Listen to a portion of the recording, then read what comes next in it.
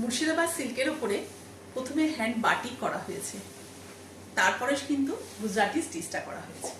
শাড়িটার আঁচলটায় যাব, আঁচলটায় কিন্তু ঠিক এইভাবে একটা কলকা করা রয়েছে, কলকা বাটিক, সঙ্গে কিন্তু গুজরাটি স্টিচ আর মাইকারও ব্যবহার করা রয়েছে। আপার বর্ডারটা ঠিক এইভাবে আপার বর্ডারটা যাবে, আর লোয়ার বর্ডারটা একদম প্লেন একটা ব্ল্যাক কালারের কালার করা ছিল, সেখানে কিন্তু আমি গুজরাটি স্টিচ করেছি। ভীষণ neat and clean Gujarati stitch, সঙ্গে কিন্তু মাইকারও ব্যবহার রয়েছে, কারণ গুজরাটি স্টিচে একটু মাইকা থাকলে আমার তো ভীষণ ভালো লাগে আর কি। আর হাফ শাড়িটা হচ্ছে একদম অফ হোয়াইট কালার, আর যেখানে বডি থেকে যেখানে কুচিটা শুরু হবে না সেখানেও কিন্তু এইভাবে একটা গুজরাটি স্টিচ করা রয়েছে, ঠিক মেখলার মতো লাগবে পরলে আর কি।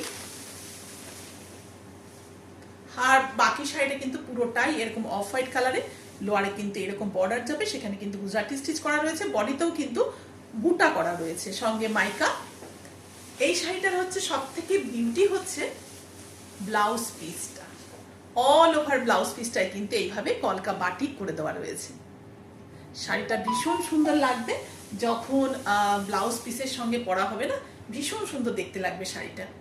প্রাইস 4800।